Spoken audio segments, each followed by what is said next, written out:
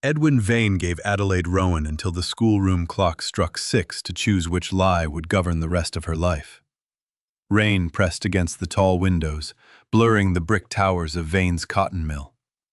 The evening pupils had been dismissed early, but blue lint remained on the benches where 40 young women usually sat after their shifts. Vane stood beside the cold hearth, immaculate in black, while his solicitor, Mr. Pritchard, arranged 2 papers on Adelaide's desk. "You were engaged to teach letters suitable to their station," Vane said, "not to turn my hands against me." Adelaide kept one palm on the arithmetic book she had written herself. "I taught them to read the deductions on their wage slips. If the figures turn them against you, Mr. Vane, the fault is not in the lesson." Vane's mouth tightened. He announced that Adelaide had encouraged insolence, neglected approved scripture lessons, and made private copies of mill accounts.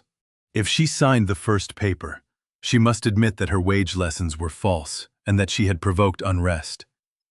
She would receive 1 month's pay and a neutral reference, but never teach a Vane employee again. If she refused, she would leave that night without salary, reference, or the 2 rooms provided with her post. His solicitor, Mr. Pritchard, laid 2 papers before her. One was a confession, the other was a deed to Brackenmere Pottery, an abandoned works beyond the canal, transferred in settlement of every claim she might make against Vane. Adelaide did not touch the confession. Her mother, Adelaide Rowan, had taught her that heat exposed weakness in badly prepared clay. Pressure did the same to people. "The pottery owes £43 in rates," Pritchard warned. "Its roof is unsound, its clay pits are fouled, and the borough has ordered demolition within a fortnight." Vane smiled without warmth. The second paper was his jest disguised as compensation. A deed to Brackenmere Pottery, an abandoned works beyond the canal, transferred in settlement of every claim she might make against him. He had purchased its debts years before, and evidently considered the ruin an elegant punishment.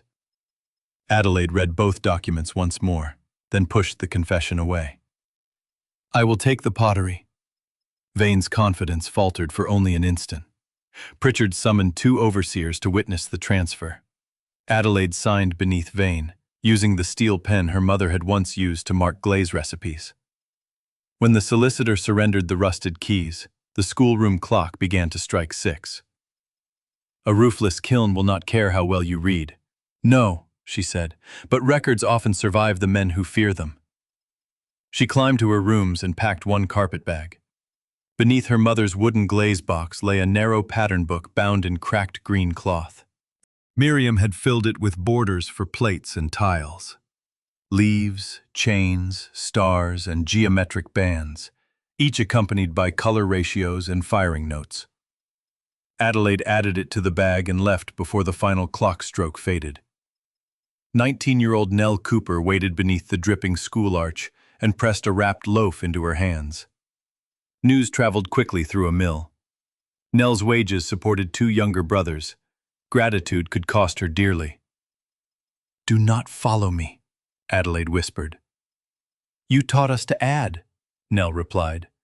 "We can also count what he has taken." Brackenmere Pottery stood a mile beyond the final mill cottages, enclosed by a wall bowed toward the canal. 3 bottle kilns rose above roofless workshops like blackened towers. The gate hung from 1 hinge. Nettles swallowed the courtyard, rain poured through the counting-house ceiling, and a red demolition notice had been nailed across the main door. Adelaide entered before dusk. She knew enough of buildings to fear the sagging rafters, and enough of pottery to recognize neglect that had been arranged to look like failure. Saggers lay smashed in deliberate heaps. Copper from the drying house pipes had been stripped, yet the brass hinges on the largest kiln remained. 1 range of painters' windows was boarded from within. She chose the old decorating room for shelter because its stone floor was level and 1 corner remained dry. Before unpacking, she measured it for benches.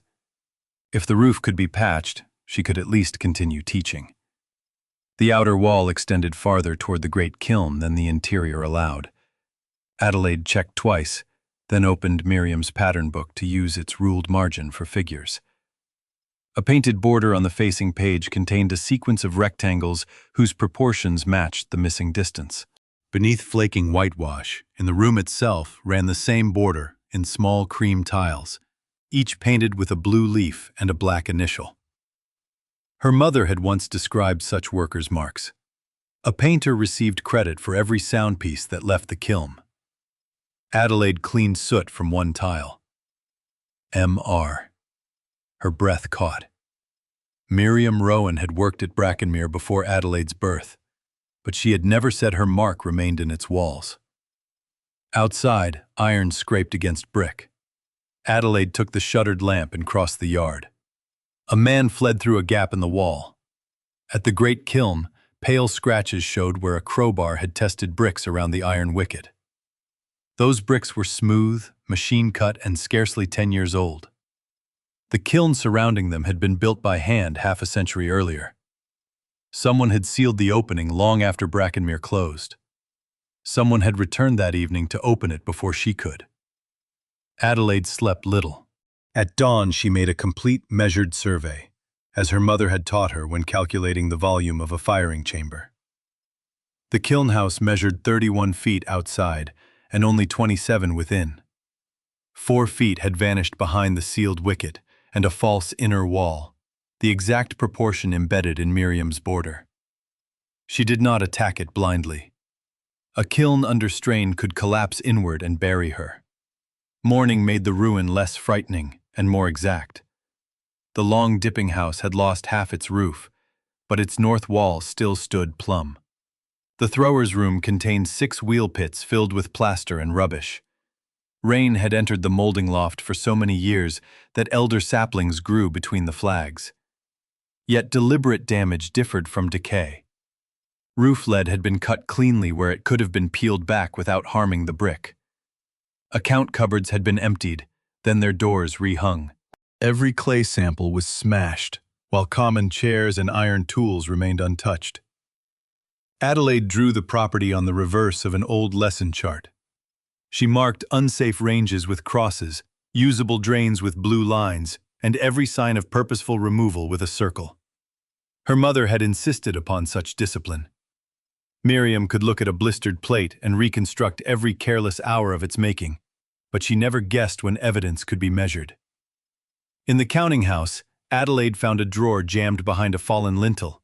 It contained no books, only square paper labels printed with the Brackenmere crest. Each had a space for a worker's mark, firing number, quality grade, and share credit.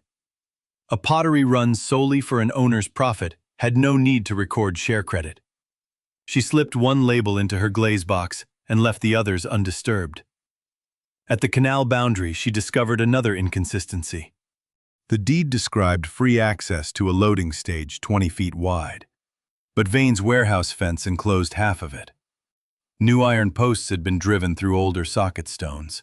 Without the full stage, coal carts could not turn, and finished ware could not be loaded efficiently. The supposedly worthless pottery had been made impractical by encroachment as well as neglect. She heard boys calling from the towpath. They dared one another to climb the wall and see the mad teacher living among ghosts. Adelaide invited them through the gate instead, and offered a penny for every intact roof slate carried to the decorating room. Their mockery became bargaining.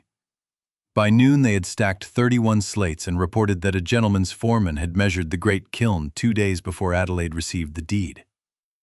That detail troubled her most. Vane had expected her refusal, yet prepared for her acceptance.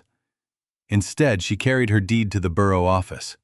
The clerk, Thomas Bell, was a narrow, cautious man with clay-colored whiskers. He confirmed the rates and the demolition order, but when Adelaide asked for the original survey, he found only a later copy prepared by Edwin Vane's estate office.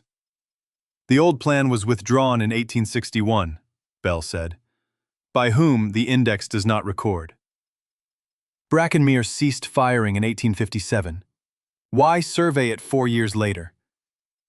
Bell glanced toward the door. You have 12 days to make one building safe or satisfy the committee that demolition would destroy an asset of public value. I advise you to concern yourself with timber, Miss Rowan, not history.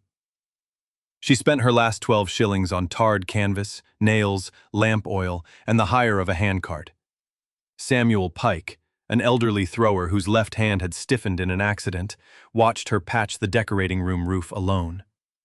By noon, he climbed the ladder without asking and showed her how to brace the rotten purlin rather than burden it. Pike worked without wasting movement. He cut wedges from a broken wearboard, tested each joist with the handle of his hammer, and refused to stand beneath plaster that sounded hollow. His left fingers curled uselessly, but his right hand tied knots as neatly as a sailor's. When Adelaide thanked him, he asked whether gratitude could be baked hard enough to keep out rain. She offered him tea instead. They boiled water in a blackened copper over the restored grate, and ate Nell's remaining bread. Pike studied Adelaide's survey, correcting the name of the dipping house and drawing a narrow passage that no longer existed between the model shop and the great kiln. "Why was it closed?" Adelaide asked. "After Mr. Renford died, they said the wall had shifted. Men were paid to brick it in, not Brackenmere men." "Who paid them?" "The trustees." Pike would not yet name them. Fear had become a habit practiced over 19 years. Adelaide did not press. Instead, she showed him the share credit label.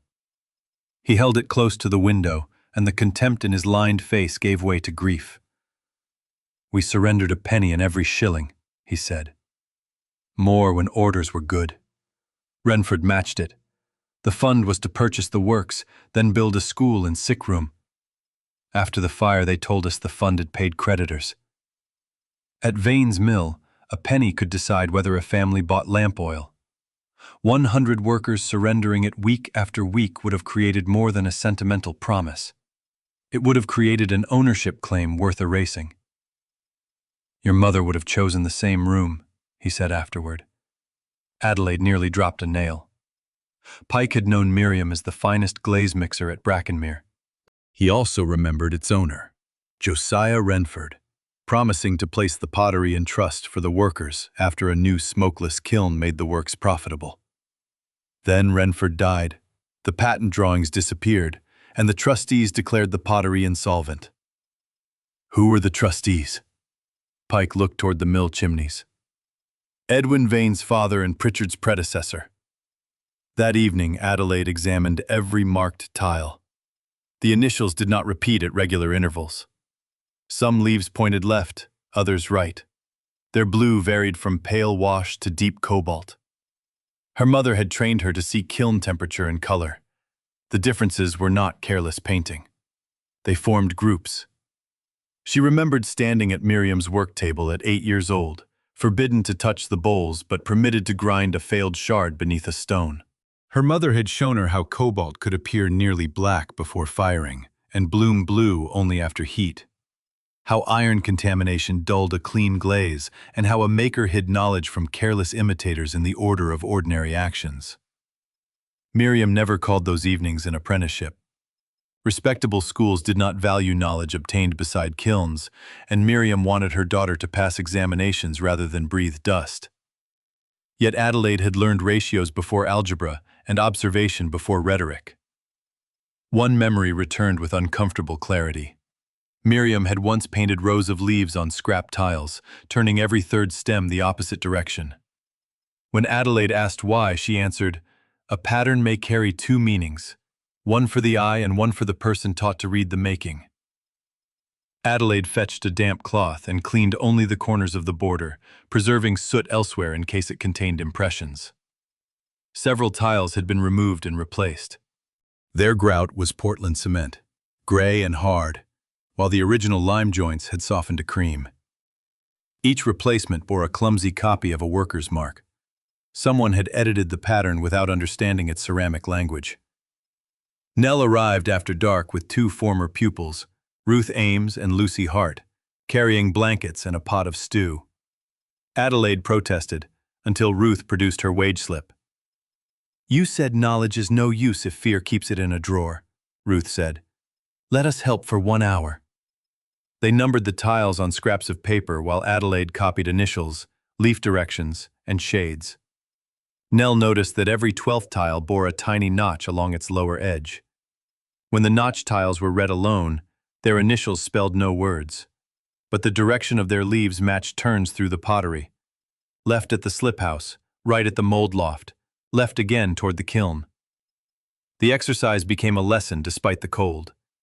Adelaide divided the girls into pairs. One read marks, one checked. Then they exchanged papers and searched for disagreement. Lucy, who had always apologized before answering, discovered that 2 tiles Adelaide classified as equal blue were not equal at all. One had a violet cast produced by manganese. "Do not defer to me because I was your teacher," Adelaide said. "Evidence does not improve with obedience." Nell laughed. Mr. Vane would call that sentence an uprising. Their humor faded when they reached 3 tiles whose initials had been scraped away. The glaze surrounding the damage was intact, proving the marks had been ground off after firing. Lucy held paper against the shallow grooves and shaded the surface with charcoal.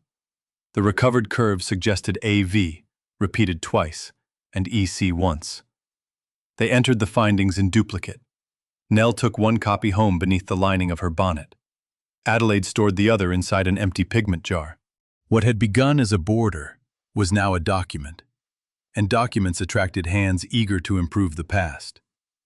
The route ended at a narrow drainage channel blocked with hardened clay. Beneath its iron grate lay a glazed ceramic tube, dry despite the rain. Adelaide fed a length of twine through it. The twine traveled toward the sealed kiln and stopped after 26 feet. The next morning, Vane arrived in a closed carriage. He offered to cancel the rates and pay Adelaide £10 if she returned the deed. His explanation, that the ruin offended visitors approaching his new canal warehouse, was too smooth. He toured the yard without requesting permission, tapping brickwork with his silver-headed cane. He paused at the restored pump and the stacked slates, then glanced toward the clean section of tile border. The pause was brief, but unmistakable. "Your mother had the same weakness," he said. "She confused skill with entitlement." Adelaide had not told him which mark she had found. "You remember her work?" Everyone remembers a troublesome employee. Miriam had always said she left Brackenmere before it failed because Adelaide's father found work in another county. Vane's words suggested a harsher departure.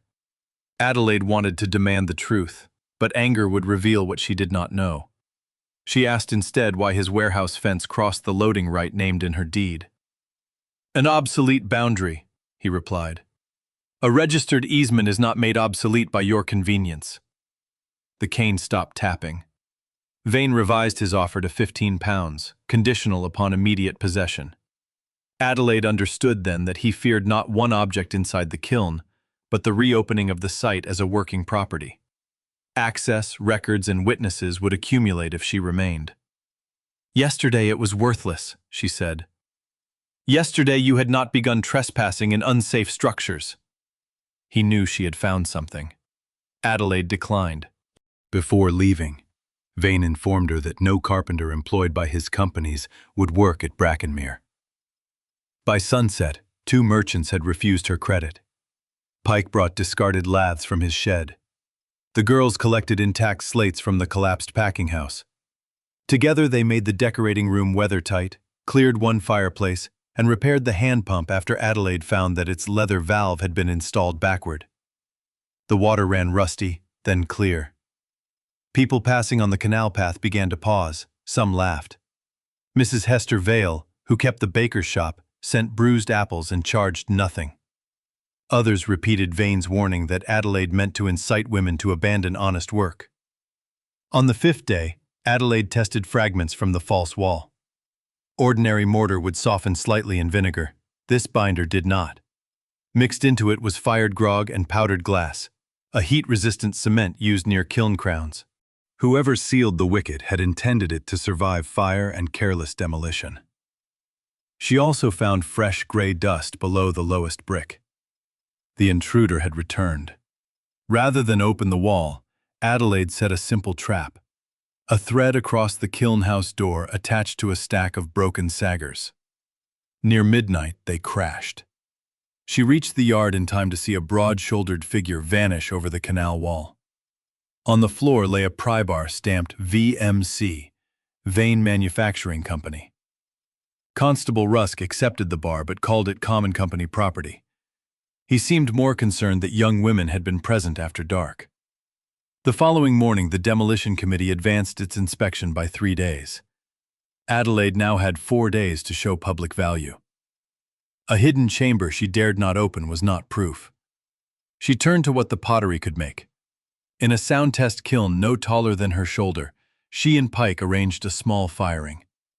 Brackenmere's clay pit was unusable, so Mrs. Vale persuaded a tile maker upriver to sell them half a cart of clay on credit. Adelaide prepared a plain cream body and mixed cobalt pigment according to the proportions she remembered from Miriam's box. The former pupils pressed alphabet tiles in salvaged molds, not ornaments, but durable reading sets a child could arrange into words. The firing consumed less coal than Pike expected because Adelaide narrowed the fire mouth and repaired a cracked damper. At dawn, they drew 43 sound tiles. Their blue letters shone against warm cream. The firing had not been easy. Smoke entered the room when a bird's nest blocked the upper flue. Lucy burned 2 fingers lifting a hot prop before Pike knocked it from her hand, and Adelaide made everyone rehearse signals before permitting the fire to rise. They took turns through the night, feeding coal, checking cones made from known clay mixtures, recording the color within the chamber, and resting on sacks near the wall. At 2 a.m, Nell admitted that her father had forbidden her to return. Vane's rent collector had warned him their cottage could be inspected for overcrowding. Adelaide told Nell to go home. "If I go because he threatens our roof," Nell said, "he will threaten it every time I read something he dislikes." Adelaide could not praise courage that another family might pay for. She promised that no pupil would be named on sales or public notices without consent. She also began a hardship account in a ruled notebook, entering the loaf, blankets, labor hours, and borrowed clay.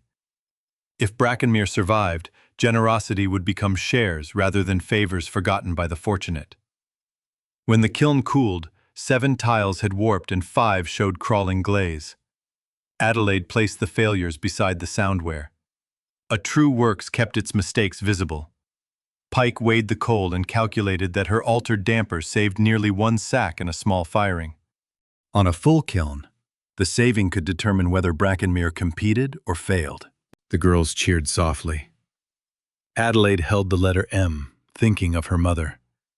Inside the glaze box, beneath the removable mixing slab, her thumb found a folded strip of paper she had never noticed. Heat from the kiln had loosened the old animal glue. The paper bore Miriam's handwriting. "Color is the count. Leaves are the road. Ask Samuel what the bell failed to ring." Pike turned pale when shown the message. On Brackenmere's last firing day, the yard bell should have rung after the kiln reached its finishing heat. It never did. A false alarm from the canal had drawn workers outside. When they returned, Renford's office was burning, and the kiln records were gone. Pike had always blamed himself for leaving his post. "Your mother said the fire was set to cover a theft," he whispered. "She made me promise silence after men followed her home." Adelaide studied the blue alphabet tiles beside the old border. Color was the count. Cobalt changed predictably through successive heat ranges, from gray-blue to saturated dark. She sorted the notched tiles by shade rather than position. Their initials produced 3 names: Miriam Rowan, Samuel Pike, and Elias Cuff. Elias Cuff had been Brackenmere's kiln fireman. His cottage still stood near the abandoned clay pits, occupied by his widowed daughter, Agnes Cuff. Agnes at first refused to speak. Only when Pike confessed that Miriam had preserved his name did she bring out a cracked earthenware bell clapper her father had kept wrapped in felt. Inside its hollow stem was a brass key green with age. "Father said it belonged to the chamber that could not burn," Agnes said. "He died believing the wrong men owned everything his hands had built." The key fit a small iron socket concealed beneath the kiln's wicket plate. Turning it withdrew 2 internal bolts. The false wall did not collapse. It released inward by half an inch. Renford had designed it as a heat door, disguised with sacrificial brick. Adelaide would not enter until Pike shored the lintel and Thomas Bell witnessed the opening. The borough clerk came reluctantly, carrying the missing early survey he claimed to have found misfiled. Its dimensions confirmed the 4-foot cavity. Behind the door was not treasure, but a narrow, dry service chamber lined in glazed brick. Copper canisters stood on shelves above the floor. A scale model of an unfamiliar kiln occupied a stone bench, its flues divided into branching channels. Rolled drawings lay inside a ceramic cylinder sealed with wax. On the back wall, dozens of finished tiles formed a panel showing workers beneath a clean sky. The chamber smelled of cold mineral dust rather than rot. Its glazed lining had shed the little moisture that entered, and each shelf stood on ceramic feet above a drainage groove. Renford had designed preservation into the structure. Even so, Adelaide saw green corrosion at one canister seam and stopped Belle from forcing it. She warmed the room gradually with lamps placed outside the threshold so sudden heat would not condense water on cold metal. Using clean linen from Mrs. Vale, she lifted loose dust and wrapped the canisters before moving them. Belle wrote a number for every object. Pike read the numbers aloud. Adelaide checked them. The care frustrated Belle at first, then persuaded him that she sought proof rather than plunder. The kiln model had removable sections held by small brass pins. When Adelaide lifted its crown, channels appeared that returned hot gases beneath the firing floor before releasing them into the chimney. Conventional bottle kilns threw much of their heat upward. This design asked the flame to perform more work and allowed smoke to burn a second time. Beside the model lay fired test rings, each cut at one point. Their gaps narrowed in a sequence measuring expansion. Miriam's initials appeared beside the smallest figures. Adelaide touched none of them, but grief came with such force that she gripped the bench. Her mother had not merely mixed colors, she had helped solve the dangerous relation between heat, clay, and masonry on which the invention depended. Pike removed his cap. They told us she stole a recipe. Did you believe them? No, but I let them say it. Adelaide understood the confession as the wound of an old man who had needed wages and possessed children to feed. Justice that required past courage from the powerless would excuse every powerful thief. She asked him to tell the truth now, while witnesses could still record it. Adelaide resisted the urge to touch everything. She recorded each object in Belle's presence. One canister held glaze trials. Another contained minutes of the Brackenmere Mutual Improvement Society. A third held wage contributions, carefully listed, toward the purchase of the works. The drawings described Renford and Miriam Rowan's return draft smoke-consuming kiln, designed to reduce coal use and the black smoke that sickened nearby families. The patent petition had never been filed. At the bottom of the cylinder lay a trust deed bearing Renford's seal. It promised the pottery, inventions, and profits to named worker members after his death. Yet the paper lacked the final registration endorsement. It might prove intention, not ownership. Belle's expression hardened as he read the witnesses' names. One signature is Elias Cuff's, the other is Arthur Vane's. Edwin's father had witnessed the deed he later claimed did not exist. Before they could remove the records, smoke curled beneath the kiln house door. Someone had ignited oil-soaked packing straw in the yard. Adelaide ordered Belle to carry the deed while she and Pike moved the canisters into the service chamber and closed its fire door. Nell rang the long, silent yard bell. Canal boatmen heard it and came running with buckets. The fire consumed a shed and scorched the kiln house, but the patched pump supplied enough water to save the main range. For 20 minutes the yard became smoke, shouted numbers, and water flashing orange in lamplight. Adelaide assigned one line to the pump and one to the canal. She ordered the girls away from the kiln crown when heated brick began to spit.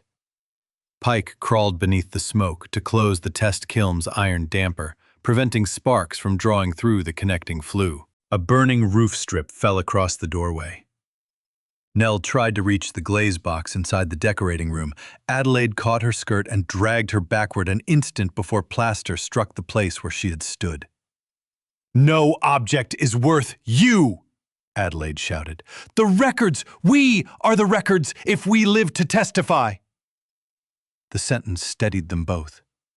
They formed another line. Mrs. Vale arrived in her nightdress beneath a man's greatcoat, carrying buckets from the bakery. Even Constable Rusk worked the pump until his hands bled. When rain finally strengthened, steam rose from black puddles, and the old bell continued to swing without sound, its cracked clapper held safely in Agnes Cuff's cottage. At dawn, Adelaide counted people before property. Lucy coughed but breathed freely. Pike had a blistered wrist. One boatman required stitches. Only after their injuries were tended did she inspect the chamber. Its heat door had blackened, yet the linen-wrapped canisters within remained cool. Renford's design had survived the kind of destruction for which it was created. Constable Rusk found a Vane mill oil flask in the ash. Vane declared it planted. He also obtained an emergency injunction preventing Adelaide from removing or using any property found on premises subject to disputed debt. Pritchard asserted that the transfer deed covered land and ruins but excluded commercial instruments and papers formerly belonging to the Brackenmere Company. For the first time, Adelaide feared she had accepted a trap too deep to escape. The rates remained due, the roof was failing, her discovery could be locked in litigation until Vane purchased the property at auction. Worse, Ruth Ames was dismissed from the mill for ringing the fire alarm, though she had not done it. Adelaide offered her the little money left from alphabet tile sales. Ruth refused. "Make work here," she said.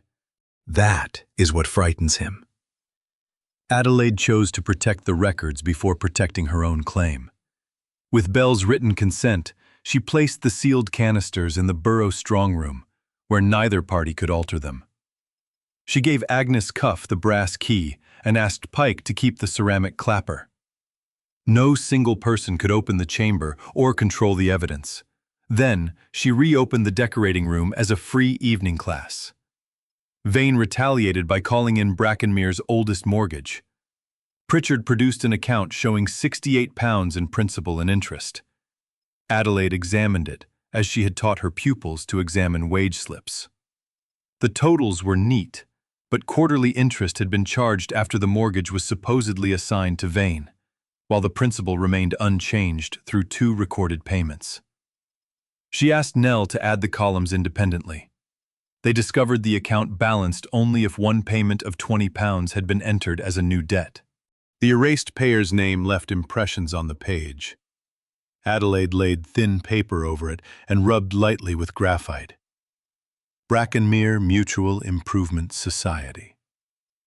The workers had paid toward ownership, and Vane's account had transformed their payment into a liability. Pritchard demanded the paper back. Adelaide surrendered it only after Belle and Mrs. Vale had seen the impression. That night, the patched roof supports were sawn nearly through. Rainwater flooded the decorating room, ruining clay, books, and half the alphabet tiles. A falling beam struck Pike's shoulder and pinned him until the girls lifted it. The doctor said no bones were broken, but Pike would not work for weeks. Adelaide sat beside the wreckage at dawn, soaked and exhausted. The demolition inspection was the next day. She could not repair the roof, pay the rates, or operate safely. For several minutes she believed Vane had been right. Reading a record was not the same as surviving the power behind it. She blamed herself with an efficiency she would never have applied to a pupil. She had invited the girls, failed to discover the sawn braces, spent money on a firing while the main roof remained weak, and mistaken a temporary reprieve for security. Her mother's box lay split beneath plaster. Most of its bottles survived, but a packet of handwritten glaze notes had dissolved into blue-gray pulp. Mrs. Vale found Adelaide trying to separate the wet sheets. The baker did not offer false comfort. She set down hot broth and said Pike would recover, the roof would cost money they did not have, and self-reproach would neither dry paper nor identify a saboteur. "Choose the loss that must be saved first," she said. Adelaide chose people. She closed the unsafe rooms, sent Lucy to fetch the doctor for Pike, and used the remaining sales money to pay 2 laborers unconnected to Vane to erect a barrier. Then she chose evidence. Every damaged note was laid between clean blotting sheets in the driest surviving cupboard. Only afterward did she consider the inspection. Former pupils arrived one by one before their mill shifts. Some brought pennies, one brought a hinge. Nell's father, despite his fear, brought seasoned boards from a dismantled bed and worked silently beside his daughter. Their help could not rebuild the range, but it made one truth visible. Brackenmere already served a public beyond Adelaide. Then she saw the water on the floor flowing around the old border tiles. At every dark cobalt tile, the grout remained dry. Those tiles were thicker. Adelaide removed one loosened by the fallen beam. Its back carried numbers scratched before firing. 4, 11, 3. The next dark tile read 2, 7, 6. They were references, not to letters but to the society minutes, page, line, and word. With Bell supervising access to the canisters, Adelaide decoded the sequence. The message directed readers to duplicate enrollment beneath school hearth, witnessed Founders' Night. Brackenmere's original schoolroom had become Vane's first mill office. Its hearth still existed behind paneling. Obtaining entry required a magistrate's order. Vane argued that Adelaide's cipher was invention and the trust deed void. Bell, no longer cautious, swore to the physical evidence and altered survey. Agnes produced Elias Cuff's diary, which recorded the Founders' Night signing. Pike identified the ceramic clapper and explained the false alarm. Mrs. Vale testified to the mortgage impression. The magistrate granted a limited inspection with both parties present. Behind the mill office hearthstone they found a second enrollment list, sealed inside a salt-glazed box. It named 112 worker members, stated their contributions, and bore the borough clerk's embossed receipt for registration fees. Attached was a letter from Arthur Vane, acknowledging that he had agreed to deliver the final trust papers to the county registry. He never had. Edwin Vane's composure cracked. He claimed his father had merely protected ignorant laborers from a reckless scheme. Adelaide answered that the question was not whether Arthur approved, but whether he had concealed a trust, falsified its debts, and profited from its designs. The last point remained unproved until she compared the model kiln with the furnaces at Vane's newest mill. The branching return flues were identical in principle. Miriam's glaze trials included precise expansion marks used to calculate heat. Vane's mill had adopted the smoke-consuming system without credit, lowering its coal costs for 15 years. Adelaide prepared her evidence as a lesson. Model, drawings, dated tiles, mill construction invoices, mortgage figures, and witness statements, each supporting the next. At the public hearing, Vane's counsel tried to dismiss her as a dismissed teacher dabbling in manufacture. "I was trained in ceramic chemistry and kiln practice by Miriam Rowan," Adelaide said. "Her name appears on the trials your client used. I was dismissed because I taught women to test figures. I have tested his." Nell and 6 pupils recalculated the mortgage before the committee. Pike demonstrated the model's dampers with one arm in a sling. Agnes read her father's diary entry. Bell admitted his office had yielded to pressure when records were withdrawn, then produced the early survey and registration receipt. The hearing occupied 2 full days in the borough assembly room. On the first, Vane's counsel separated every fact from the next until the story appeared to be a heap of coincidences. An old tile border, an unregistered intention, a copied flue, a confused laborer's memory. He asked Pike why an honest man had remained silent for 19 years. Pike answered that honesty did not abolish hunger. He had 4 children when Brackenmere closed, and every pottery accepting Vane's orders had been warned against him. When Agnes took the stand, counsel suggested that Elias Cuff invented his diary to soothe the humiliation of losing his place. Agnes opened the volume to earlier pages recording births, coal prices, minor repairs, and the weather on firing days. Bell compared its ink and aging across entries. The contested account belonged to the same continuous hand. Small, ordinary truths protected the important one. Adelaide spent the night, arranging objects on Mrs. Vale's bakery table. She refused to rely upon eloquence. Each claim received a physical companion: the original share label beside the society enrollment, the coded tile rubbing beside Miriam's note, the kiln model beside Vane's masonry invoice, the old survey beside photographs Bell had commissioned of the false wall. Nell created a large calculation sheet that even people at the back could follow. On the second day, workers filled the public gallery. Overseers recorded their names, but they stayed. Adelaide began with a single cream tile bearing Miriam's initials. She explained clay body, pigment, notch, and firing shade in plain words. Then she placed the tile into its position on a drawn copy of the border. One object became a route. The route led to a chamber. The chamber held records. The records pointed to a duplicate that hostile hands had failed to find. Counsel asked whether any uneducated painter could have made the same marks by accident. One mark, certainly, Adelaide said.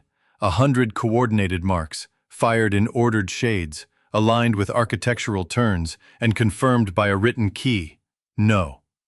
Accident does not maintain a filing system. Quiet laughter moved through the gallery. The committee chairman suppressed it, though his own mouth twitched. Vane's flaw was the certainty that work done by women and laborers could be taken without leaving an intelligible record. Under questioning, he insisted the kiln design belonged to his company because his father had paid for its removal and practical adoption. The statement contradicted his earlier claim that the drawings were worthless property unrelated to his mills. His own construction invoices supplied the date of appropriation. The committee suspended demolition. The county court later recognized the registered society enrollment and imposed a constructive trust over Brackenmere's land and surviving assets. Vane was ordered to repay diverted contributions and profits attributable to the design, less legitimate expenses to be determined by an independent accountant. Pritchard lost his borough appointments after altered mortgage entries, and the concealed survey were traced through his office. Evidence concerning the fires and sabotage went to the assizes. The night watchman confessed that Vane's foreman had paid him to frighten Adelaide away. Edwin Vane was not ruined in an afternoon, but he lost control of the trust, his public offices, and the silence on which his authority depended. The legal victory arrived in installments rather than thunder. The first order protected the property but released no money. The second appointed an accountant whom neither side could dismiss. Vane appealed the society's standing, challenged Elias Cuff's diary, and claimed the registration receipt referred to a charitable club rather than ownership. Each delay consumed coal, food, and patience. Adelaide traveled twice to the county town in third-class carriages, carrying documents in a tin dispatch case chained to her wrist. She learned the difference between moral certainty and admissible proof. The tile cipher explained where to search, but the court relied upon the receipt, enrollment, boundary survey, witness testimony, and Vane correspondence. Miriam's technical trials established authorship only when paired with dated purchase orders, showing that Vane's masons built matching flues. At the final accounting, the cooperative did not receive the fantastic fortune rumored in public houses. Some profits could not be traced. Some expenditures had genuinely preserved structures. The judge rejected Adelaide's demand for every year of Vane's coal savings, but allowed compensation for the documented use of the design and the diverted worker payments with interest. It was enough to begin, not enough to make prudence unnecessary. The arson case produced similarly measured consequences. The foreman admitted ordering the first attempted entry and arranging the yard fire, but denied authorizing danger to life. Vane denied instructing him. Correspondence proved pressure and payment, not the precise words spoken. The foreman was convicted. Vane faced civil liability and removal from the borough committee, rather than the dramatic imprisonment many expected. Adelaide accepted no private settlement requiring silence. Public findings mattered because another employer might otherwise repeat the method. Victory did not mend the roof. The court released a modest interim sum, enough to stabilize one kiln range, drain the yard, and settle the rates, not enough to restore the entire works. Adelaide and the surviving members formed the Brackenmere Cooperative under new rules. One recorded vote per member, published accounts, schooling hours protected, and no debt contracted without open approval. Work proceeded through winter and spring. Masons rebuilt the damaged gable in stages. Pike supervised kiln repairs from a chair until his shoulder healed. Agnes managed the firing records, keeping duplicates in 2 locations. Nell became the cooperative's first paid clerk and continued her lessons at night. Ruth and Lucy produced alphabet tiles, household crocks, and smoke-resistant chimney liners based on the recovered clay research. The first cooperative meeting nearly failed over questions that Victory had postponed. Older throwers believed voting shares should follow years in the craft. Younger painters argued that the women who saved the records deserved equal weight. Canal laborers wanted payment for fighting the fire. Descendants of original members asked whether inheritance entitled them to profits without work. Adelaide could have used her public standing to force a settlement. Instead, she wrote every proposal on the wall and required its cost to be calculated.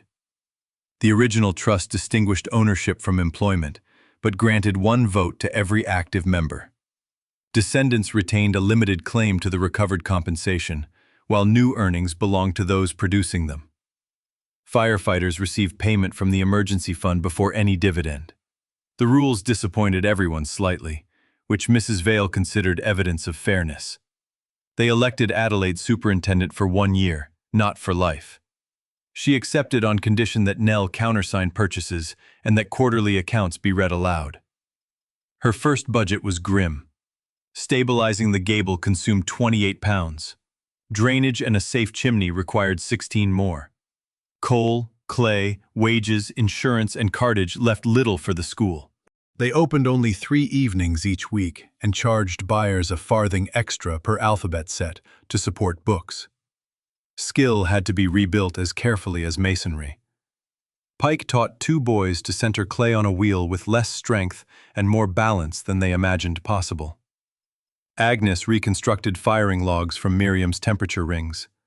Adelaide taught painters to prepare consistent cobalt washes, but her first batch varied because the recovered mineral contained grit. Lucy devised a settling jar marked with timed levels, producing a cleaner pigment. Adelaide entered Lucy's name beside the improvement. That entry mattered. Brackenmere's old injustice had begun when powerful men treated knowledge as ownerless whenever it came from a worker. The new pottery could not honor Miriam while repeating the theft against a younger woman. Housing presented another test.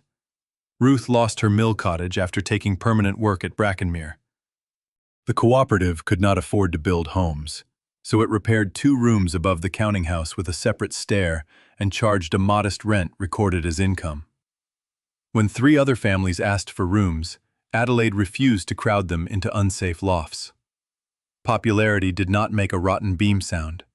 By March, the loading stage dispute was settled in Brackenmere's favor. Workers removed Vane's encroaching fence under a surveyor's eye. The first coal boat turned within the restored boundary with inches to spare. Men along the towpath cheered, not because a fence was grand, but because a line on an old deed had become usable ground again. Adelaide refined the return draft kiln, rather than pretending an old model required no improvement. The first full firing failed along one side, blistering a quarter of the wear. She recorded the loss openly. After adjusting 2 flues and reducing the final heat, the second firing used nearly a third less coal than neighboring works and sent only a pale haze above the bottle kiln. The failed firing threatened more than pride. A school board order for 600 letter tiles had a fixed delivery date, and Brackenmere had spent the advance on clay and coal. Adelaide slept 4 hours in 3 days while sorting salvageable ware. She proposed purchasing replacement tiles from a rival and painting them at Brackenmere, which would preserve the contract but erase most profit. Pike offered another solution. Many blistered tiles were sound around their edges. Cut smaller, they could form word counters for infant classes. Adelaide disliked asking the buyer to accept altered goods, but Nell reminded her that concealment had been Vane's method. They sent samples and a full explanation. The school board accepted half the order as smaller counters at a reduced price and extended the balance by 10 days. For the second firing, Adelaide did not merely copy the model. She placed Miriam's expansion rings at 3 chamber levels, compared their contraction, and found the lower return flue drawing too strongly. Lucy's settling jars provided ceramic plugs of consistent thickness. Adjusting the plugs balanced the heat. When the kiln cooled, sound cream tiles filled every sagger but one. Adelaide entered the failure first, then the success in the public log. Visitors who came expecting a miraculous recovered invention found instead measurements, revisions, and hands blackened by work. That truth proved more persuasive to practical manufacturers than legend would have been. Orders came first from schools, then from towns seeking cleaner municipal ovens. Profits were divided among wages, repairs, the education fund, and reserves. The poisoned pit was fenced rather than miraculously cured. Clean clay arrived by canal until drainage engineers could assess the ground. One roofless range remained a ruin, ivy removed but stones untouched, a reminder that restoration had limits as well as hope. Miriam Rowan's name appeared on the kiln license beside Renford's, Pike's, and Cuff's, followed by every contributor identified in the records. Adelaide declined to place her own name among the original inventors. Her work had been interpretation and improvement, worthy without pretending to be creation. The cooperative registered Lucy's settling process separately and paid her a small royalty on pigment prepared by it. The education room expanded slowly. Its first shelves held donated primers, trade manuals, and ledgers rather than ornamental volumes. Lessons included reading, arithmetic, drawing, household accounts, and the chemistry of materials. Mill girls attended beside apprentices and boatmen. Some learned only enough to verify a wage slip. Others remained to study design. Adelaide regarded neither purpose as inferior. When Nell's younger brother brought a contract from another factory, 3 pupils found a deduction disguised as equipment hire. They wrote a respectful query, supported it with arithmetic, and recovered 2 shillings for every worker who had signed the same form. No hidden chamber was required. Brackenmere's legacy had become ordinary vigilance, repeated wherever a figure could be checked. Not everyone in town changed. Some manufacturers called Brackenmere an indulgence certain to fail. Several parents still forbade daughters to attend lessons. But boatmen chose its loading stage, shopkeepers extended ordinary credit, and families who had once lowered their voices near Vane's overseers began asking to see the cooperative accounts. On the anniversary of the dismissal, Adelaide stood in the rebuilt decorating room before 40 pupils. The original border tiles remained in place, including Miriam's mark. Above the hearth hung no portrait of a benefactor. Instead, the workers' tile panel from the hidden chamber had been mounted where daylight could reach it. Men and women beneath a sky cleared of smoke, every maker's initial visible. Nell set the old schoolroom keys on Adelaide's desk. She had recovered them when Vane's school closed and its pupils transferred to Brackenmere. "Shall we keep them?" she asked. Adelaide considered the keys that had once signified another man's permission. Then she placed them in a shallow dish of wet clay and pressed until their teeth left a clean impression. "We will keep the pattern," she said, "and make something useful from it." Outside, the cooperative bell rang the end of the firing. No false alarm scattered the workers. They crossed the yard together as the kiln doors opened and a restrained warmth entered the cold morning. Adelaide lifted the first cream-colored reading tile from its sagger.